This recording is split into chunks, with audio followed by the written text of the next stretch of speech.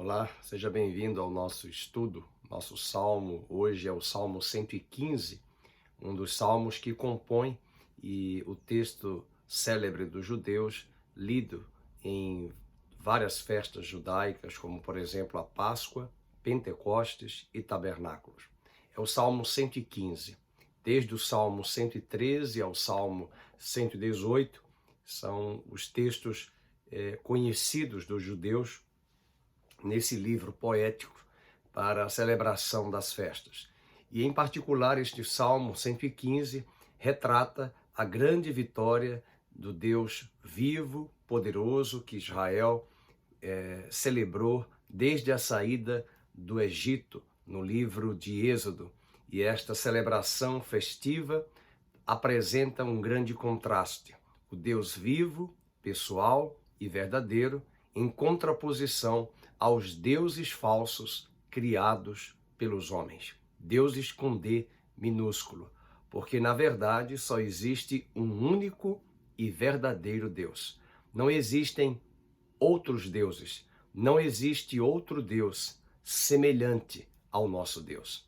Dizem que este salmo, possivelmente 115, tenha sido escrito e consagrado a Deus no livro de Esdras, no momento da ocasião do retorno do cativeiro babilônico, e nesse retorno eles dedicaram o templo ao Senhor, consagraram o templo ao Senhor e fizeram essa leitura, esse escrito. Muitos salmos, possivelmente, estão aí enquadrados nesse período pós-cativeiro babilônico. Quero ler com você e trazer algumas considerações importantes acerca da pessoa de Deus descrita neste salmo. Quem ele é? Numa certa ocasião, Jesus chamou os seus discípulos para uma região conhecida como Cesareia de Filipe, uma região bastante arborizada, marcada pelos elementos da natureza, convidando a adoração ao Criador. E Jesus fez-lhes uma pergunta: quem dizem os homens lá fora acerca do Filho do Homem, acerca de mim? E eles começaram a responder. Uns dizem que tu és Elias, outros dizem que tu és João Batista, outros dizem que tu és Jeremias. E ele pergunta: e vós, quem dizeis que eu sou?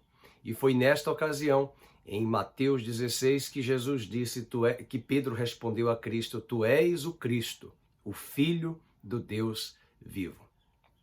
Assim como Pedro teve essa revelação sobrenatural do Espírito sobre a pessoa e o ser de Cristo, assim também neste salmo vamos encontrar quem é o nosso Deus, o Deus de Israel, o Deus de todas as nações, de toda a terra. Vamos ler.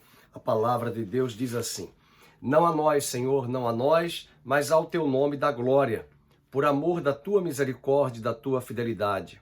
Porque diriam as nações: onde está o Deus deles? No céu está o nosso Deus, e tudo faz como lhe agrada.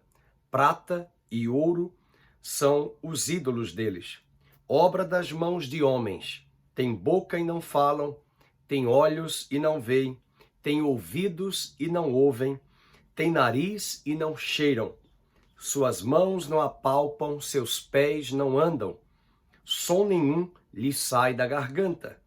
Tornem-se semelhantes a eles o que os fazem, e quanto neles confiam. Israel confia no Senhor, ele é o seu amparo, ele é o seu escudo. A casa de Arão confia no Senhor, ele é o seu amparo, ele é o seu escudo. Confiam no Senhor os que temem o Senhor. Ele é o seu amparo e o seu escudo. De nós se tem lembrado o Senhor. Ele nos abençoará. Abençoará a casa de Israel. Abençoará a casa de Arão. Ele abençoa os que temem o Senhor, tanto pequenos como grandes.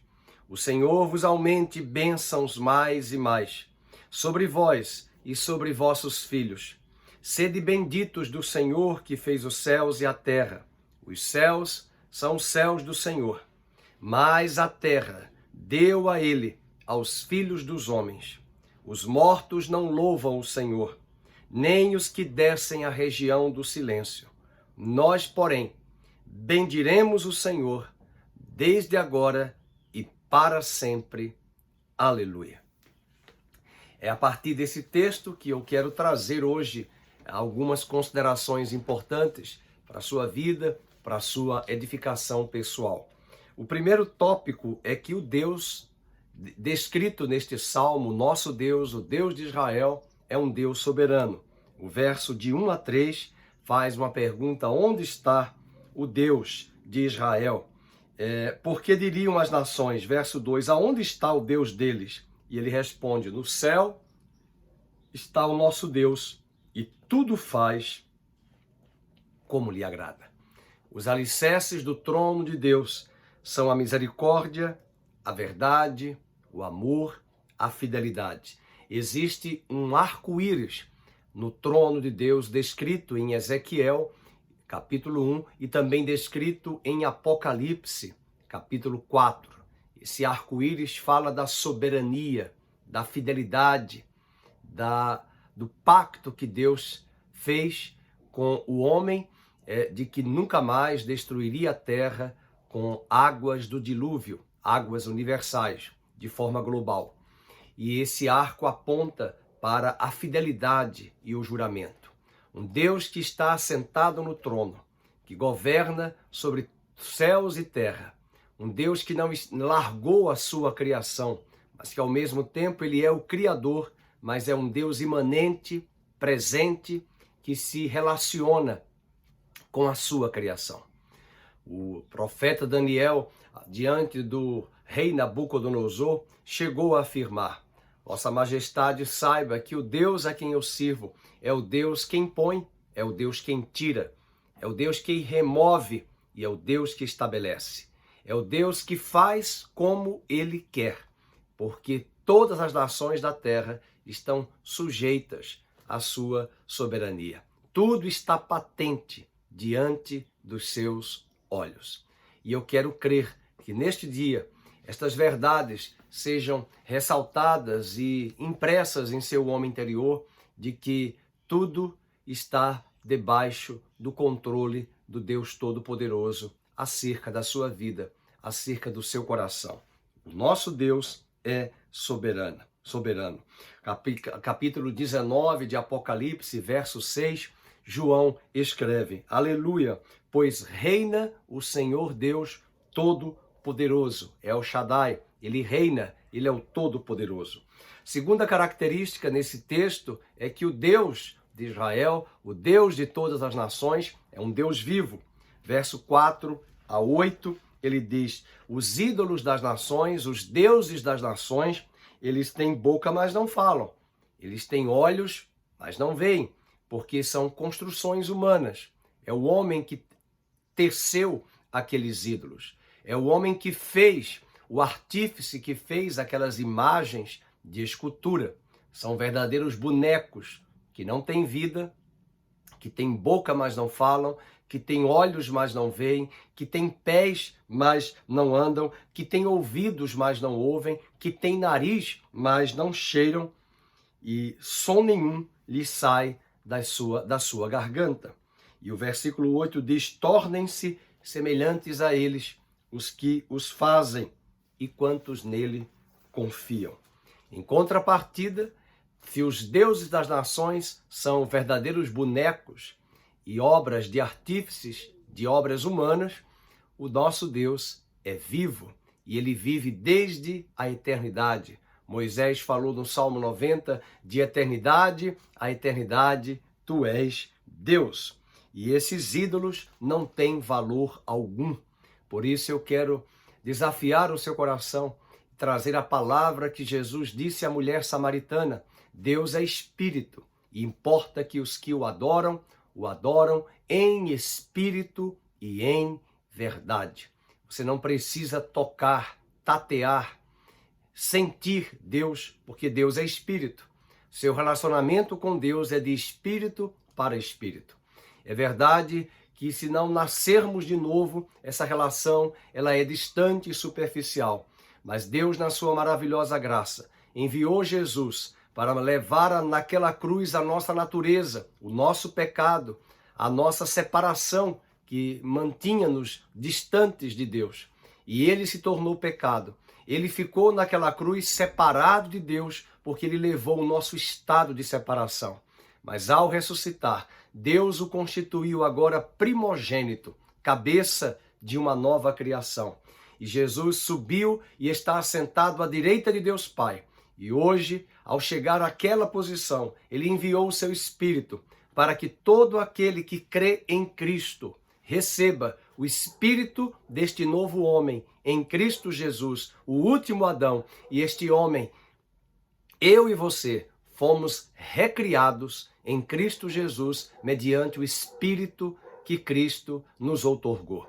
E se essa experiência foi atribuída sobre a sua vida, você nasceu de novo, seu espírito foi recriado, agora você tem sim condições de adorar a Deus em espírito e em verdade. Deus não está preso a lugares, Deus não está preso a lugares geográficos, a templos humanos.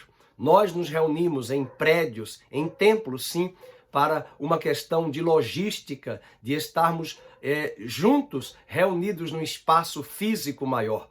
Mas a reunião dos santos, de fato, se chama a Igreja de Cristo, porque a igreja não é o prédio, a igreja somos nós, somos as pedras vivas. E são estas pedras que trazem sobre si essa experiência no seu homem interior do novo nascimento. O nosso espírito é recriado, Deus mesmo vem habitar em nós e passamos a receber o seu espírito e agora podemos adorá-lo e não precisamos de forma alguma desses objetos, desses elementos que nos tangenciam, que nos dão a certa proximidade material.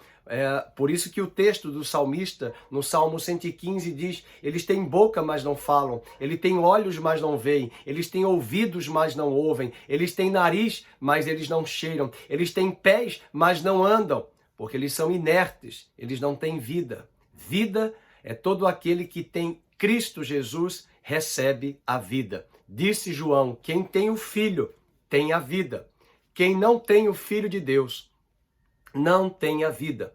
Estas coisas vos escrevo para que saibais que tendes a vida eterna, vós que credes no nome do Filho de Deus. Estas são as palavras do evangelista João.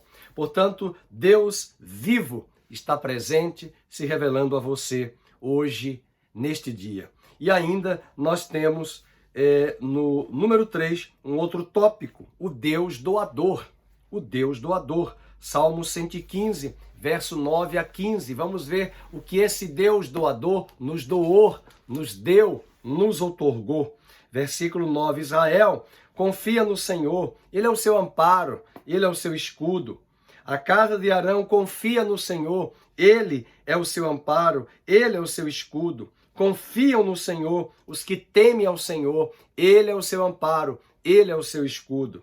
De nós se tem lembrado o Senhor, Ele nos abençoará, abençoará a casa de Israel, abençoará a casa de Arão, abençoa os que temem o Senhor, tanto pequenos como grandes. O Senhor vos aumente bênçãos mais e mais sobre vós e sobre vossos filhos. Sede benditos do Senhor, que fez os céus e a terra. Veja no verso 15 a última frase: fez os céus e a terra, ratificando a soberania de Deus. E todos os versículos lidos aqui, do 9 ao 15, temos a menção das bênçãos que Deus tem a derramar sobre o seu povo, sobre a casa de Arão, sobre o seu povo, sobre a sua nação eleita, sobre o povo eleito, a igreja de Cristo, o povo da nova e eterna aliança. E ele diz: sejam benditos do Senhor, que o Senhor vos aumente mais e mais, que o Senhor vos faça crescer. E é esse Deus pessoal, vivo, que quer se relacionar com você e trazer essa amplitude do reino, ampliando os seus horizontes, alargando as suas fronteiras, para que você cresça e o reino de Deus, por meio da sua vida, também seja expandido, alcançando mais vidas, por meio desta vida plena que habita em você, a vida do Filho de Deus. E por fim, nós temos o Deus que é digno de nosso louvor. Os versos 16 ao 18 convidam-nos a um verdadeiro ato de louvor a esse Deus soberano, a esse Deus vivo, a esse Deus doador. Ele é digno do nosso louvor. Os céus são os céus do Senhor, mas a terra deu a ele aos filhos dos homens. Os mortos não louvam o Senhor, nem os que descem à região do silêncio. Nós, porém, bendiremos o Senhor desde agora e para sempre.